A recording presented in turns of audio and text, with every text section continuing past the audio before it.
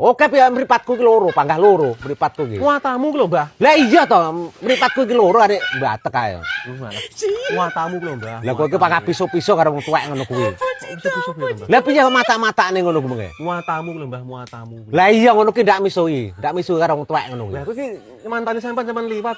Nek wong tuwek liwat tak semantani, Mbah, muatamu akeh. Lah iya mantani ki aja ngono-ngono ki kleru ngono ki, ora sopan karo wong tuwek ngono ki. Matamu matak-matakne ngono ki ndak bener ngono. Muatamu ki lho, Mbah. Lah iya.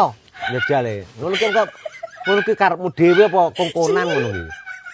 Muatamu, Mbah. Lah iya takok lek takok sing iki karo agiumu bareng ngenen basa ukarane iki sing marik-marik apik ngono. Ngono ki ndak bener.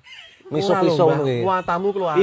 Iya bener matak-matakne ngono ki panggan kowe iki jenenge ngono lho.